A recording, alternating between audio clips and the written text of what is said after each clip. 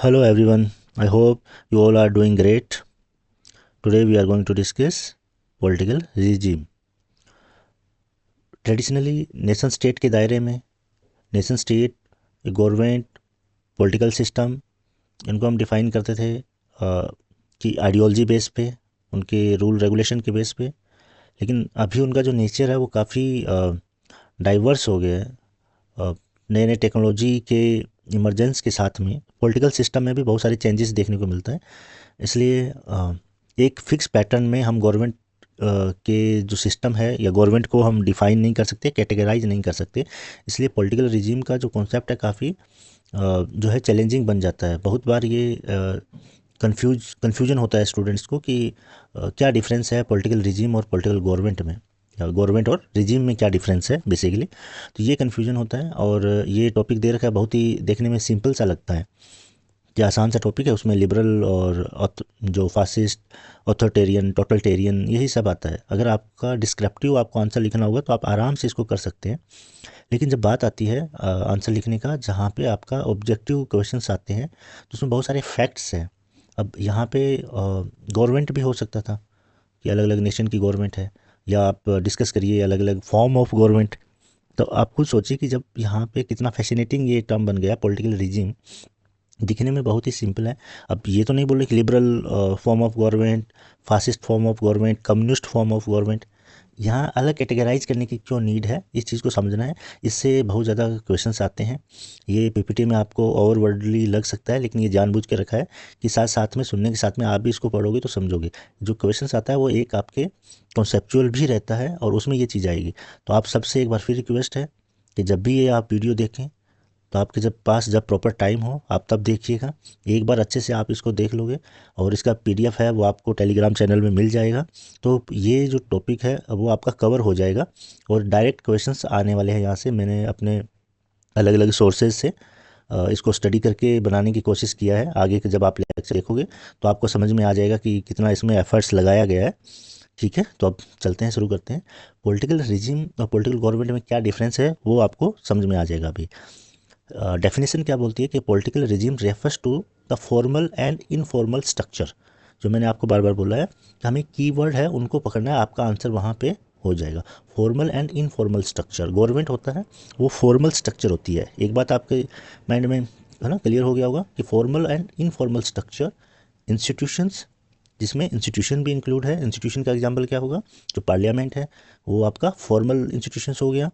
जो ट्राइब है, कास्ट है, जेंडर है, ये आपके इनफॉर्मल इंस्टीट्यूशन में आ जाएगा। उसके बेस पे अगर कोई ऑर्गेनाइजेशन बनता है, पावर को मोबिलाइज करते हैं।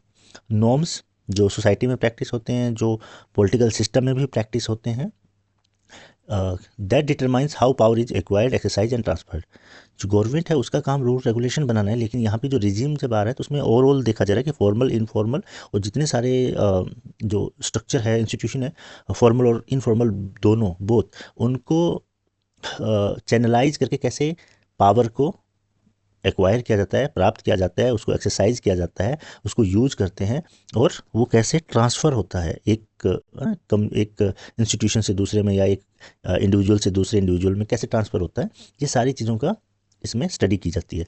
तो जब भी पॉलिटिकल रिजीम का आए तो आपके माइंड में आना चाहिए कि एक थोड़ा ब्रॉडर एरिया है पॉलिटिकल सिस्टम, पॉलिटिकल गवर्नमेंट, जो गवर्नमेंट हम जिससे हम समझते हैं उससे। ठीक है, it encompass the rules governing political interaction and nature of the state and its citizen relationship. ठीक है, तो बेसिकली ये एक डेफिनेशन है जहाँ पे गवर्नमेंट का जो पॉलिटिकल इंटरेक्शन होता है, कैसे रूल और रेगुलेशंस बनते हैं, और उसका सिटीजन है उनसे क्या रिलेशंस है। सिंपली ये समझिए कि अगर कहीं सिटीजन ज़्यादा एक्टिव है, वो खुद पार्टिसिपेट कर रहा है इसमें, तो वो डेमोक्रेटिक फॉर्म ऑफ, मतलब डेमोक्रेटिक रिजीम हो जाएगी। अगर नहीं कर रहे हैं सिटीजन्स और वो स्टेट की जो स्टेट के बीच में जो रिलेशन है वही डिफाइन करता है कि वो ऑथोरिटेरियन है। तो ब्रॉडली दो कैटेगरी में ये डिवाइड किया जाता है, एक डेमोक्रेटिक रिजीम है, एक ऑथोरिटेरियन रिजीम है। फिर इनके अंदर अलग अलग सब कैटेगरीज है।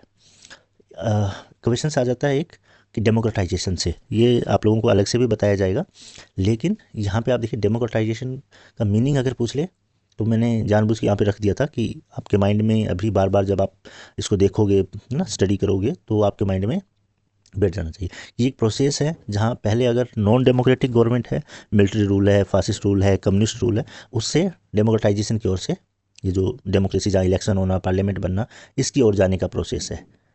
ठीक है, तो ये तो सिंपल है। एक जो है, जो वर्ड आ जाता है कि अथॉरिटेरियन बैक स्लाइडिंग। अब कंफ्यूज नहीं होना है, सिंपल सा है, इसका जस्ट अपोजिट कर दोगे। अगर एक डेमोक्रेटिक रेजिम पहले से है, वो रिवर्स ले लेती है, तो वो अथॉरिटेरियन गवर्नमेंट बनने लग जाती है। तो ये है, जैसे ये एग्जांपल देख रहे हैं कि हंगरी में जो विक्टर ओरबन था, उसके रूल में ये बैक स्लाइडिंग का देखने को मिला। अभी पुतिन के सेंस में आप देखो, जहाँ जहाँ पे राइट्स का कर्टेल होगा, जो लीडर पावर में आएगा, वो जो पावर है उसको विदाउट एनी लिमिटेशन कंट्रोल से, जो पीपल्स कंट्रोल है, इंस्टीट्यूशंस का कंट्रोल है, कॉन्स्टिट्यूशनल कंट्रोल है, उसको अगर वो नहीं मानेगा, तो फिर ये आपका अथॉरिटेरियन बैकस्लाइडिंग में आ जाएगा। ठीक है, ऑलरेडी जो अथॉरिटेरियन गवर्नमेंट है उनके लिए नहीं है। डेमोक्रेसी से बैक अगर जा रहे हैं तो बैकस्लाइडिंग, अगर अथॉरिटेरियन से हम डेमोक्रेसी की ओर बढ़ रहे हैं तो उसको हम बोलेंगे डेमोक्रेटाइजेशन। चलिए, तो यहाँ के लिए हो गया, इसमें ज़्यादा कुछ एक्सप्लेन करने का है नहीं। चलिए आगे बढ़ते हैं। अब है जो टाइप्स में, तो हम पहले कुछ देख लेते हैं जो आते हैं डेमोक्रेटिक, जो डेमोक्रेटिक रिजीम्स के अंदर में आते हैं, उसके सब फील्ड है। मैंने यहाँ पर वो इंक्लूड किया है जो ज़्यादा एसेंशियल है। कुछ बेसिक जो सब कैटेगरीज है उनको नहीं किया, वो आप ऑलरेडी समझते हो। जैसे आगे मैंने टोटलिटेरियनिज्म में ही फासिज्म, नाजिज्म को इंक्लूड कर लिया है। तो बहुत ही हिस्टोरिकल टॉपिक है, आपको पता है कि फासिज्म कहाँ पे हुआ, नाजिज्म कहाँ पे हुआ, और इतना रेलेवेंट नहीं लगता है कि अभी जिस हिसाब से नेचर चेंज हो रहा है क्वेश्चंस का, वो पूछेंगे, और अगर पूछेंगे तो आपको ऑलरेडी उसके बारे में आइडिया है। ठीक है, अब हम देखते हैं कि इलेक्टोरल डेमोक्रेसी और लिबरल डेमोक्रेसी अलग अलग समझा जाता है। इनको मैंने यहाँ पे एक साथ इंक्लूड कर लिया है कि मोटा मोटी दोनों एक ही है। इलेक्टोरल डेमोक्रेसी होता है कि केवल इलेक्शन के थ्रू या इलेक्शन को दिखा के, इलेक्शन के बेस पे हम उसको डिफाइन करते हैं। लिबरल डेमोक्रेसी में भी इलेक्शन होते हैं, थोड़ा एक्सपेंडेड रूप है, इलेक्शन के साथ साथ में दूसरे राइट्स है वो इंश्योर होना चाहिए, लेकिन दोनों सिनोनिम से ही बन गए हैं। इस सेंस में अगर आप इस पे जो काम किया है, वो सबसे इंपॉर्टेंट काम किया है जोसेफ शुम्पीटर का। शुम्पीटर का आप लोगों ने बहुत बार नाम सुना होगा। ये जब मैं यूजीसी नेट खुद जब दे रहा था, तब भी मैंने इनका नाम सुना था। उसके बाद में जब जब मुझे इससे कभी पढ़ाने का या किसी और चीज़ से वास्ता पड़ा है, शुम्पीटर बार बार, काफ़ी रेलेवेंट ये स्कॉलर है। इनकी बुक का नाम आपको ज़रूर याद रखना है। जो लोग पहली बार एग्ज़ाम देंगे या अभी एग्ज़ाम देना शुरू किया, उनको ये एग्ज़ाम में दिखेगा बार बार, जो पहले से दे रहे हैं उनको आइडिया होगा। और कितना फैसिनेटिंग इस बुक का जो नाम है, देखिए, कैपिटलिज्म, सोशलिज्म एंड डेमोक्रेसी। या दो आइडियोलॉजी को करके एक तीसरी आइडियोलॉजी तक वो जा रहे हैं। तो कैपिटलिज्म, सोशलिज्म एंड डेमोक्रेसी उनकी बुक का नाम है। 1942 में आई थी ये। अब इसमें क्या बात करते हैं, ये डेमोक्रेसी को डिफाइन करने की कोशिश करते हैं कि अभी लिबरल या इलेक्टोरल डेमोक्रेसी क्या हो गया कि जो इलेक्शन में जीत जाता है, हम उसको मानते हैं कि हाँ ये एक डेमोक्रेटिक कंट्री है, ये परफेक्ट है। मैंने ये वर्ड ज़्यादा हो रहे थे, फिर भी मैंने जानबूझ के एक एग्जाम्पल लिखा कि कोई भी एक जो ये अलग अलग इंडेक्स निकालते हैं, उससे इंडेक्स का ये उनका रिजल्ट आया कि जहाँ पे इलेक्शन हो रहा है लगातार रेगुलर, तो हमें लगेगा एकदम सब अच्छा है, लेकिन नहीं। ये सारी जो कंट्री है वो लिबरल डेमोक्रेसी के लिए क्वालिफाई नहीं करती है। लगातार इलेक्शन हो रहा है, इस बात को समझिए। गवर्नमेंट है वो चुन के आ रही है, एकदम सारी चीज़ स्मूथली है, लेकिन फिर भी वो लिबरल डेमोक्रेसी नहीं है। जो मैं ऊपर बात कर रहा था इलेक्टोरल डेमोक्रेसी और लिबरल डेमोक्रेसी का, वो इस मायने में यहाँ पे थोड़ा डिवीजन देखने को मिलता है। क्यों नहीं माना जा सकता लिबरल डेमोक्रेसी? क्योंकि लिबरल डेमोक्रेसी के लिए जो लिबरल डेमोक्रेसी के जो फाउंडेशंस हैं, उसके जो प्रिंसिपल्स हैं, वो फुलफिल होना चाहिए। लेकिन जब अगर प्रेस पे पाबंदी लगेगी ना, न्यूज़पेपर और जो जर्नलिस्ट है उन पे कंट्रोल होगा, आप अगर कुछ बुक्स लिख रहे हैं तो आप पे कंट्रोल हो जाएगा कि नहीं नहीं ये ना गवर्नमेंट के ख़िलाफ़ है। तो जहाँ पे भी जो बेसिक सिविल राइट्स है, पॉलिटिकल राइट्स है, इक्वलिटी है, उनको अगर डाइल्यूट किया जाएगा तो वो लिबरल डेमोक्रेसी नहीं होगा। तो यहाँ पे इस सेंस में ये बोल रहे हैं। आई होप आप समझ गए होंगे, ज़्यादा एक्सप्लेन करने फिर वीडियो लंबा हो जाएगा। नेक्स्ट है मेजोरिटेरियन डेमोक्रेसी। अब लिबरल डेमोक्रेसी की का ही जो डेमोक्रेटिक रिजीम है उसके अंदर ही मेजोरिटेरियन डेमोक्रेसी है। ये बात करती है, जो हम डेमोक्रेसी बात, एक इसमें प्रॉब्लम देखने को मिलते हैं, वो ये है कि जब इलेक्शन हो रहा है और गवर्नमेंट भी चेंज हो रही है, हम बोल सकते हैं ये लोगों की सहमति से गवर्नमेंट बन रहा है, लेकिन गवर्नमेंट किसका बनेगा? जहाँ पे जो बहुमत जिसके पास में होगा, किसकी जो पॉलिसी बनेगा वो किसके बेस पे बनेगा? कि जो ज़्यादा लोगों ने चुन के भेजा है उनके बेस पे बनेगा। तो यहाँ सवाल करते हैं जो कुछ स्कॉलर है वो, कि जो माइनॉरिटी में रह गए, अगर हम 51 से जो गवर्नमेंट बना वो 100 के लिए डिसीजन लेगा, तो 49 है उनकी जो वॉइस है उनको दबा दिया जा सकता है। ठीक है, कहने का एक बात है कि 49-51 का जो ये लिबरल डेमोक्रेसी का जो फॉर्म है, इसमें जो है वो बहुमत के बेस पे है, जिसको ज़्यादा वोट मिलेगा उसके बेस पे है। तो जिसको कम वोट वाले हैं, जो लोग वोट नहीं दिए, उनके कंसेंट उसमें नहीं है, तो इसको बोलते हैं ट्रेनिंग ऑफ मेजोरिटी। ठीक है, कि ये जो क्या बहुसंख्यक है उनका अत्याचार है, वो अपने हिसाब से फिर सबके लिए वो डिसीजन लेते हैं। ठीक है, ये यूएसए वगैरह में और यूके में, जहाँ पे अलग यूएसए में भी ये देखने को मिलता है, या इस बेस पे क्रिटिसाइज किया गया है ना। टॉक विले है, उन्होंने ये यूज़ किया है। आप लोगों को याद रखना, पहली बार उनका जो काम है वो यूएसए पे, तो टॉक विले ने training of majority word use किया। इसके बाद में लिबर्टी के सेंस में जेएस मील है, वो भी बोलते हैं कि लिबर्टी को किससे खतरा है। अब पहले का वो टाइम नहीं रहा कि अब मोनार्की है या चर्च का रिलीजन का रूल है, अब हमें खतरा हो गया है बहुमत से। ओके, चलिए इसके बाद में और देखिए, इसी पे जो डेमोक्रेटिक रिजिम में अब फिर आगे हैं अरेंट लिजफार्ट, जो हम पहले भी बात कर रहे थे, जो आपका लेक्चर था उसमें पॉलिटिकल कल्चर पे। काफ़ी इंपॉर्टेंट है, बहुत इंपॉर्टेंट ये थिंकर है, और इसको ज़रूर आप लोगों को थोड़ा अलग से भी आप पढ़ सकते हैं।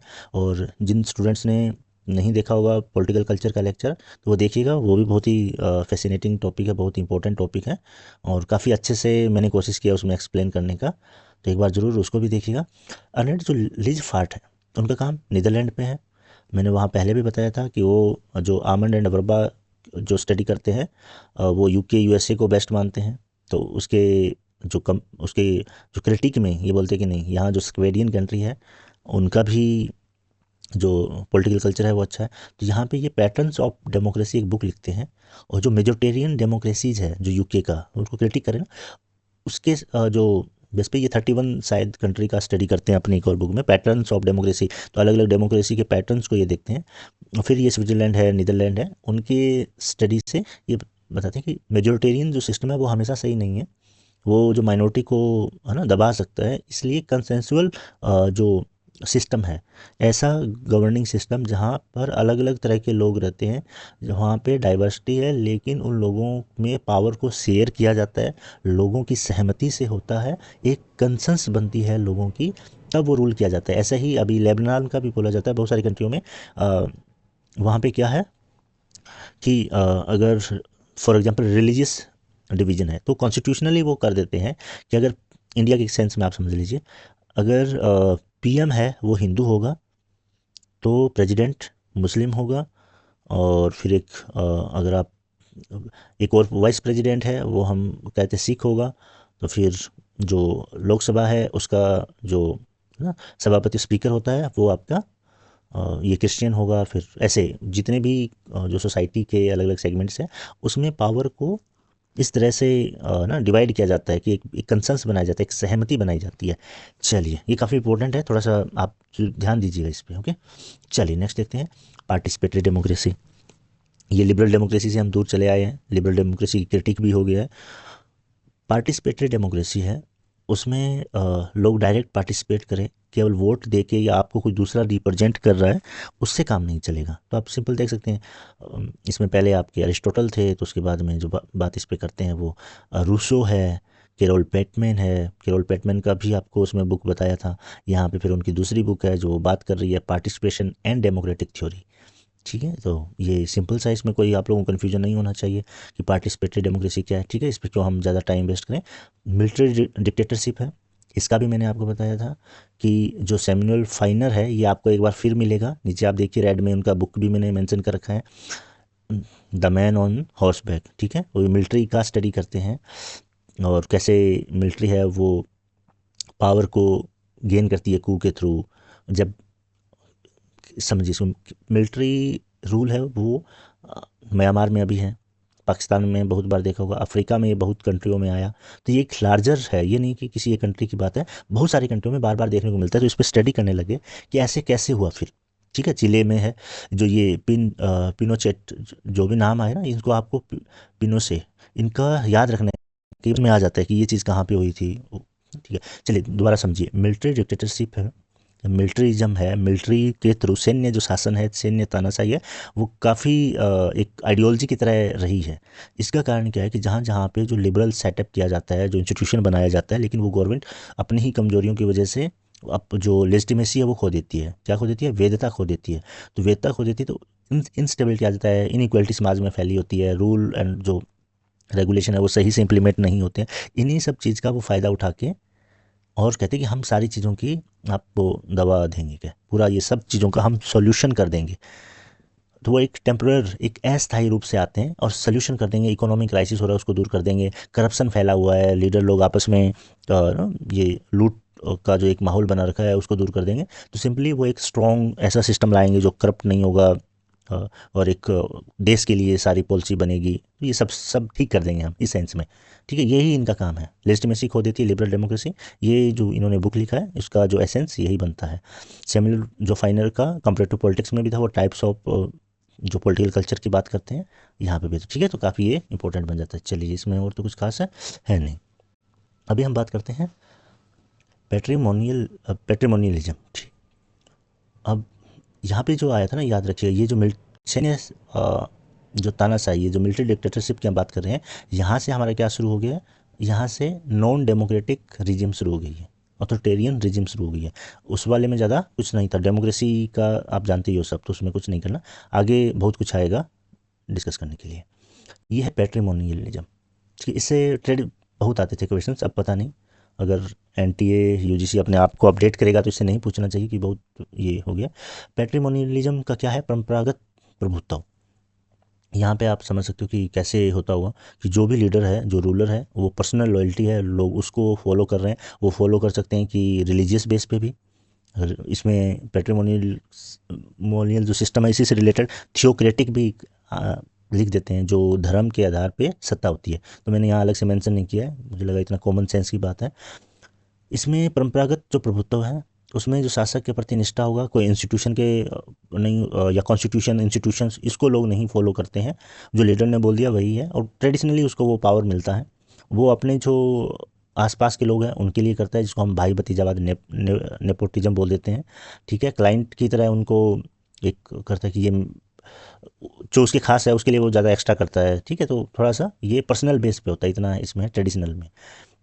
मैक्स वेबर का इस पे काम है।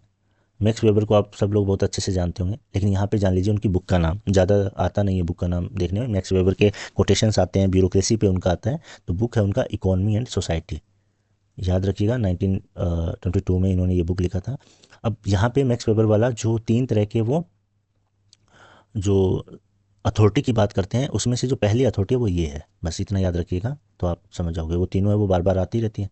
ठीक है, अब उसके एक और एडवांस में आगे चलते हैं। एक और जो टाइप है नॉन डेमोक्रेटिक रिजिम का, वो है ब्यूरोक्रेटिक अथॉरिटेरियनिज्म।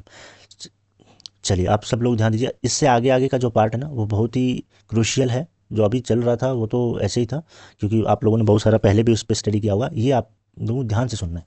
चल, ब्यूरोक्रेटिक अथॉरिटेरियनिज्म, जो ओडोनेल है, उनकी स्टडी लेटिन अमेरिका के देशों पे है। और उन्होंने जो अपनी स्टडी में पाया कि कैसे चेंज हो रहा है या क्या वहाँ का सिस्टम है, तो उन्होंने देखा कि यहाँ पे ब्यूरोक्रेटिक अथॉरिटेरियनिज्म, ब्यूरोक्रेसी है वो हाई है। जो गवर्नमेंट के जो एम्प्लॉई है एक तरह से, लेकिन वो उसमें एक्सपर्ट है रूल करने में, और एम्प्लॉय जगह जगह पे कर रखा है।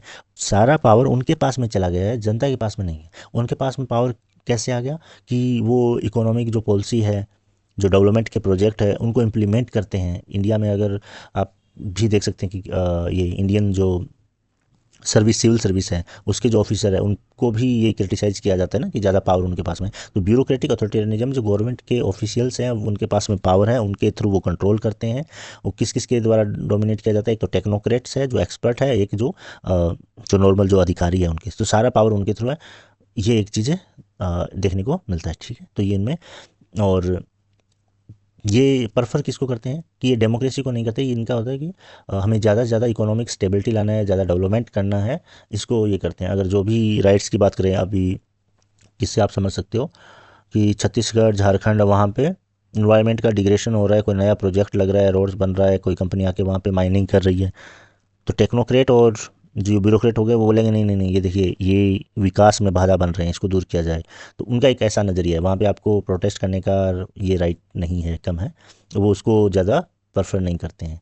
तो ये नाम एक बार याद रख लीजिएगा, ठीक है, ओडोनेल, और इनका काम है इस पे, ठीक है, ब्यूरोक्रेटिक अथॉरिटेरियनिज्म पे। तो अगर कहीं ऑप्शन में आएगा तो आप आराम से कर सकते हैं। चलिए नेक्स्ट देखते हैं।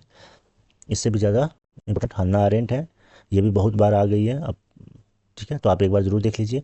उनका जो बुक का नाम ही है द ओरिजिन ऑफ टोटलिटेरियनिज्म, ठीक है। एक नेक्स्ट ये टाइप है दूसरा, उसके बाद में टोटलिटेरियनिज्म ही, काफ़ी कॉम्प्रहेंसिव स्टडी है इनका इस पे। और उन्होंने देखा कि टोटलिटेरियनिज्म सिस्टम में क्या होता है कि पब्लिक और प्राइवेट लाइफ सब पे कंट्रोल होता है।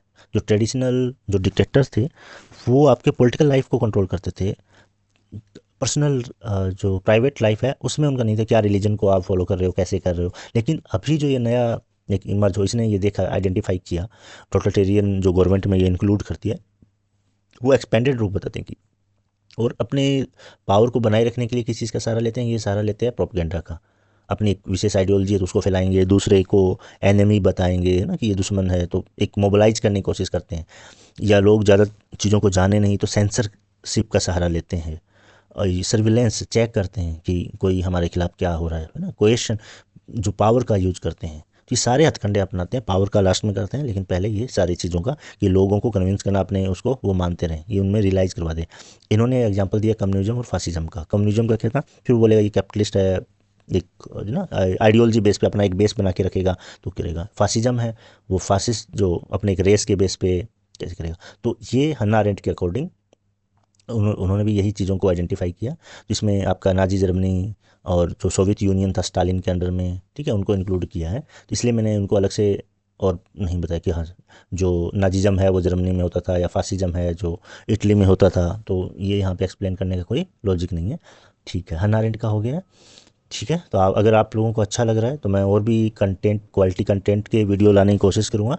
इसके लिए आप प्लीज़ यूट्यूब को सब्सक्राइब कर लीजिए। अब हम देखते हैं आपका और थोड़ा सा जो एनर्जी है वो इस पे स्पेंड होगा कि की थिंकर्स एंड देयर कंट्रीब्यूशन हम देखते हैं, जो रिजिम स्टडी में, पॉलिटिकल रिजिम्स के स्टडी में इन्वॉल्व है। आपको ये मस्ट है, इसमें कोई रियायत नहीं कि आप किसी को छोड़ सकते हो, सारे इक्वली इंपॉर्टेंट है, ये याद रखना है। जो पहले हमने चर्चा कर ली उसके अलावा ये है। चलिए, पहला है फरीद जकारिया। जकारिया का काफ़ी नाम आ रहा है, ये एक क्रिटिकल एक थिंकर के रूप में भी है। इन्होंने जो रियलिज्म था उसका भी क्रिटिक किया, बहुत सारी बुक्स हैं। हमारे कॉन्टेक्स्ट में अभी जो बुक है इनका वो है the future of freedom, illiberal democracy at home and abroad, ठीक है। ये बुक याद रखना है, पूरा नाम याद रखना है, कई बार वो आगे का देख बोलते हैं वो किस पे बुक है।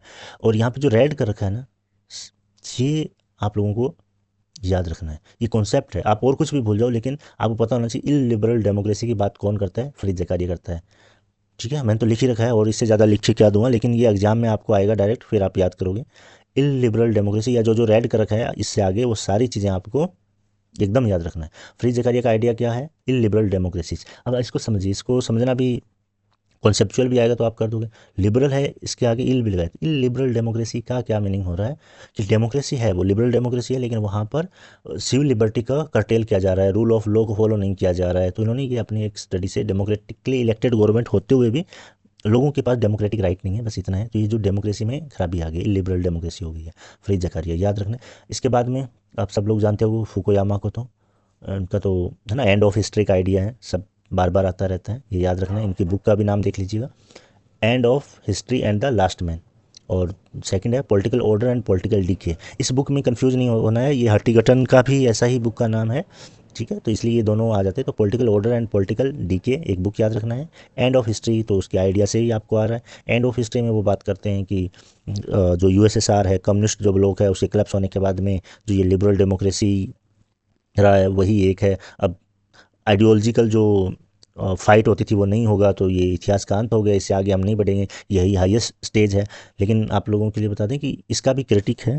जब चाइना का या जो अथॉरिटेरियन गवर्नमेंट है वो इमर्ज होने लगी, वो सस्टेन कर गई, बेसिकली माना यह जाता है कि जो नॉन डेमोक्रेटिक गवर्नमेंट होगा उसका लाइफ ज़्यादा नहीं होगा, लेकिन चाइना वगैरह अच्छे से सस्टेन कर लिया, काफ़ी प्रोग्रेस किया, तो बोला इसने तो बोला था इतिहास खत्म हो जाएगा, एंड हो जाएगा हिस्ट्री, लेकिन एंड नहीं हुआ है। सेकंड जो बुक है उनका, जो पॉलिटिकल ऑर्डर और पॉलिटिकल डीके की बात करती है, वो हमारे यहाँ काम की है इस कॉन्टेक्स्ट में, जब रिजिम में, और वो बात करते हैं स्टेट की कैपेसिटी की, स्टेट कैपेसिटी कि स्टेट के इंस्टीट्यूशंस जितने मजबूत होंगे उतना ही गवर्नमेंट है वो इफेक्टिव होगा क्या, इसके बीच में वो रिलेशन निकालते हैं। ठीक है, ये ज़्यादा यहाँ पे इंपॉर्टेंट है, बुक का नाम याद रख लीजिएगा, फुकुयामा, जकारिया को नहीं भूलना है। लेरी डायमंड, जो लेरी डायमंड है उनका नाम तो आपको, डायमंड इतना अच्छा नाम है, स्पिरिट ऑफ डेमोक्रेसी है नाम भी इनका, जो बुक का है वो अच्छा है। ये क्या करते हैं, इनका जो आइडिया है वो है डेमोक्रेटिक रिसेशन, ये याद रखना है। जैसे इलिबरल डेमोक्रेसी का था वैसा ही इंपॉर्टेंट इनका है। ये कह रहे हैं कि लोकतांत्रिक गिरावट कैसे आ रही है, ये जो इनका स्टडी है, अलग अलग जो सोसाइटी की स्टडी करके, कि प्रॉब्लम आ रहा है डेमोक्रेसी को इस्टेब्लिश रखने में, जहाँ जहाँ पे डेमोक्रेसी है उनमें जो डेमोक्रेटिक प्रैक्टिस है वो कम हो रही है। लोग जो है या जो पावर में आ रहे हैं वो नॉन डेमोक्रेटिक हथकंडे अपना रहे हैं ना, ऐसे ऐसे रूल रेगुलेशन ला रहे हैं कि जो डेमोक्रेसी का जो सोल है, स्पिरिट है, उसको वो कम कर रहे हैं। जैसे इंडिया में राइट टू जो ये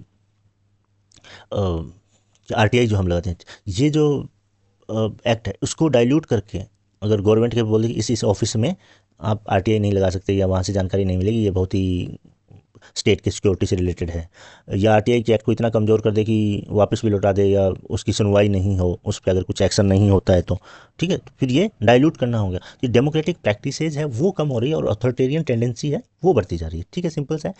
तो ये आपको बस याद रखना है कि डायमंड का क्या काम है, क्या उनकी कॉन्सेप्ट है। चलिए नेक्स्ट में है, बहुत इंपॉर्टेंट है, जोहान जे लिंच, शायद नाम सुना होगा, नहीं सुना है तो अब सुन लीजिए। इनकी जो कॉन्सेप्ट है ना, ये डेफिनेटली जकारिया की तरह ही इस पे मैं एम्फेसाइज कर रहा हूँ, आपको एग्जाम में मिलेगी।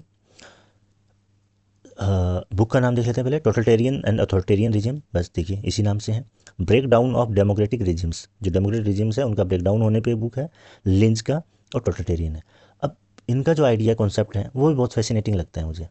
जो हमारे यहाँ पे सुल्तान जो एक ना सिस्टम था, उन्हीं के स्टडी से इन्होंने एक वर्ड को अपना यूज लिया है, वो सुल्तानिस्टिक रिजिम्स। ठीक है, सुल्तानिस्टिक रिजिम, ये याद रखना है, इसलिए इसको यहाँ पे हाईलाइट किया अलग से। और बेसिकली क्या है इनका ये बता देते हैं। काम काम ये है कि ये स्टडी करते हैं टोटलिटेरियन और अथॉरिटेरियन रिजिम का के बीच में, कंपेयर करते हैं ये। और वो जो मैं पहले आपको बता रहा कि अथॉरिटेरियन रिजिम में ठीक है वो एक लेवल तक था, लेकिन टोटलिटेरियन रिजिम है वो तो और उसका एडवांस रूप बनता जा रहा है। और ये जो अपनी टर्म देते हैं सुल्तानिस्टिक रिजिम से, जो सुल्तानवादी जो शासन है सुल्तान की तरह, उसमें ये देखने को मिल जाता है कि पावर है वो अपने पर्सनलाइज कर रहा है, वो अपने तक ला रहा है, उसमें कोई आइडियोलॉजी नहीं है, आइडियोलॉजिकल कमिटमेंट नहीं है, कुछ सेट रूल नहीं है कि हम ये चीज़ें देंगे।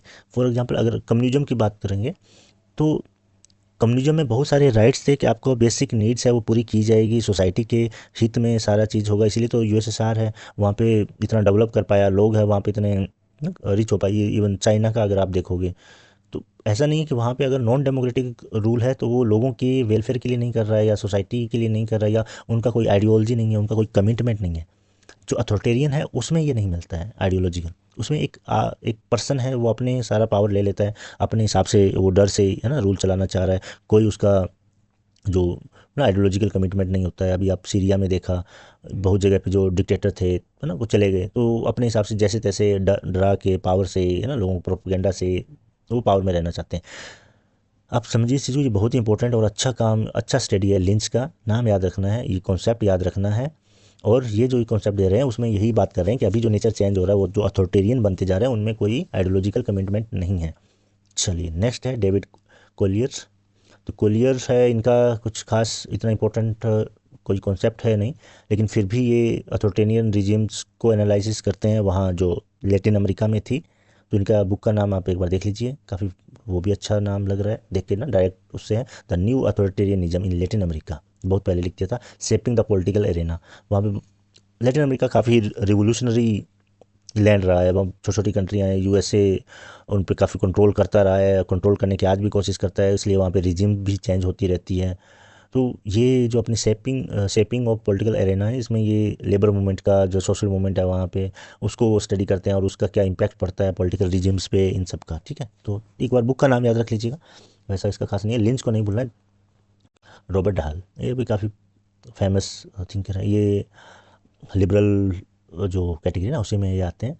तो इनका जो आइडिया है, कॉन्सेप्ट है, वो पोलियार्की है। बुक का नाम भी पोलियार्की है, आप सब लोगों ने सुना ही होगा।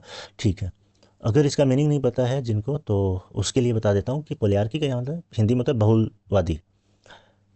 जो सिस्टम है मॉडर्न, जो रिप्रेजेंटेटिव डेमोक्रेसी है, उसमें क्या है कि अलग अलग ग्रुप्स हैं, वो ग्रुप के बीच में कन्फ्लिक्ट होता रहता है। ग्रुप है वो पार्टिसिपेट भी उसी में करते हैं, वो एक डेमोक्रेटिक दायरे में रह के ये सारी चीज़ें करते हैं और रूल रेगुलेशन बनाते हैं। तो किसी भी एक ग्रुप का जो है वो पावर पे जो है ना अधिकार नहीं होता है। इसमें माइनॉरिटी राइट भी जो है वो सुरक्षित रहते हैं। और इस तरह का ये पोलियार्की की बहुत सारे लोगों का शासन है, एक तरह का फेडरल एक सिस्टम की ये बात करते हैं। ये लास्की के साथ में जब आप संप्रभुता, सॉवरेनिटी का जो कॉन्सेप्ट पढ़ोगे तो उसमें ये आते हैं। तो ये जो मोनोलिथिक है, एक एक ही व्यक्ति में, एक ही इंस्टीट्यूशन में पावर रहे, उसके खिलाफ है।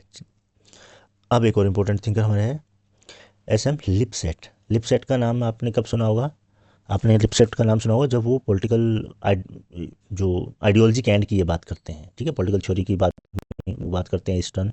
उससे पहले ये पॉलिटिकल आइडियोलॉजी से रिलेटेड बात करते हैं। इनका भी आइडिया ऐसे, ठीक है, ये लिबरल डेमोक्रेटिक आइडिया में ही आएगा।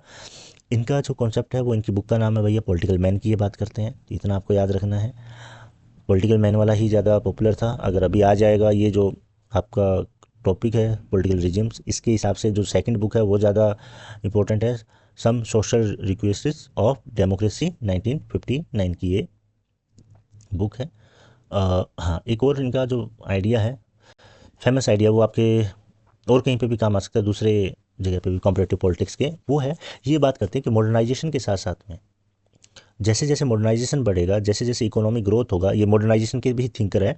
तो ये इस चीज़ को याद रखना, इस लाइन को मैंने हाईलाइट कर रखा है कि जहाँ जहाँ पे मॉडर्नाइजेशन बढ़ेगा, इकोनॉमिक ग्रोथ होगा, मिडिल क्लास इमर्ज होगा, लोगों के पास थोड़ा प्रॉस्पेरिटी होगा, तो वहाँ पे डेमोक्रेसी मजबूत होगा। जहाँ जहाँ पे गरीबी रहेगी, कम मॉडर्नाइजेशन होगा, ट्रेडिशनल वे से लोग रहेंगे, तो वहाँ वहाँ पे डेमोक्रेटिक जो वैल्यूज़ है उनमें वो कम होगी। ये उनका स्टडी है। तो इस चीज़ को याद रखना है मुझे, इसलिए मैंने मेंशन कर दिया था।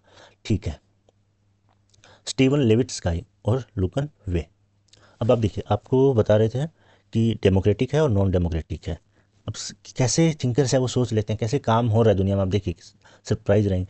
ये जो काम कर रहे हैं दोनों मिलके, इन्होंने आइडिया दिया हाइब्रिड रिजिम्स। बोला नहीं नहीं, ये दो ही नहीं है, डेमोक्रेटिक और नॉन डेमोक्रेटिक, इनके एक मिक्स भी है, हाइब्रिड भी है।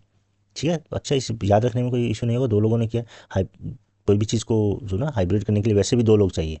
तो अगर कोई ऐसा बुक आएगा तो कम से कम ऑप्शन में जहाँ पे दो ऑथर वाला कोई होगा तो वो ऑप्शन तो आप चूज कर ही सकते हो। लेविट्स्काई और लुकान वे, इनका जो बुक है उनका नाम है competitive authoritarianism hybrid regimes after the cold war. ये इनकी बुक का नाम है। अब इसका मीनिंग क्या होता है, ये किसको कर रहे हैं? तो मैंने यहाँ पे हाईलाइट भी किया ना, ब्लर, हम फोटो को ब्लर करते हैं, उसकी तरह ये कह रहे हैं कि है डेमोक्रेसी, लेकिन वो ऐसी ब्लर हो रही है कि अथॉरिटेरियन बनती जा रही है। अब वो अथॉरिटेरियन है या डेमोक्रेसी, हम उसको, उसके भेद को हम नहीं डिफाइन कर सकते। इलेक्शन हो रहा है, लेकिन इलेक्शन को मैनिपुलेट किया जा रहा है ना, सारे रूल रेगुलेशन है, कॉन्स्टिट्यूशन है, लेकिन उसके हिसाब से काम नहीं हो रहा है। अपने जो पॉलिटिकल जो विरोधी अपोनेंट है उनको जेल में डाल दिया जा रहा है, मार दिया जा रहा है। तो इन्होंने एग्जाम्पल दिया था व्लादिमीर पुतिन के जो अंडर में रसिया है, उसमें जो सिस्टम हो रहा है उसको देख के। लेकिन कुछ इनके क्रिटिक है, वो बोलते हैं नहीं, ये व्लादिमीर पुतिन तो पूरा ही अथॉरिटेरियन है, तो यहाँ पे हाइब्रिड नहीं है, कोई ब्लर नहीं हो रहा है, वो सीधा सीधा दिख रहा है। ऐसा ही ये आपके क्या है, इसके टर्की के जो प्रेसिडेंट है एर्डोगन, उनके बारे में है। अब ये आप चाइना के बारे में नहीं बोल सकते, क्योंकि चाइना अथॉरिटेरियन है, वहाँ ब्लर नहीं, हाइब्रिड नहीं है।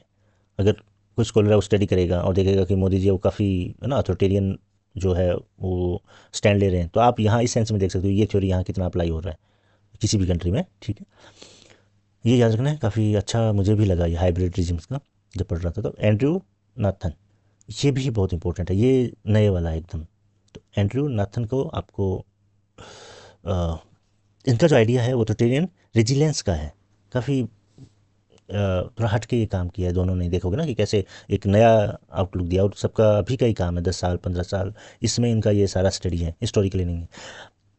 इसको हिंदी में बोलते हैं सर्वसत्तावादी लचीलापन। शायद एग्जाम में ऐसा ये वर्ड आएगा नहीं, लेकिन मुझे लगा कुछ स्टूडेंट कन्फ्यूज हो सकते हैं, इसलिए ये रख दिया है। रेजिलेंस ही आपको याद रखना है। अब इन्होंने आर्टिकल लिखा था अथॉरिटेरियन रेजिलेंस के नाम पे ही, जर्नल ऑफ डेमोक्रेसी में।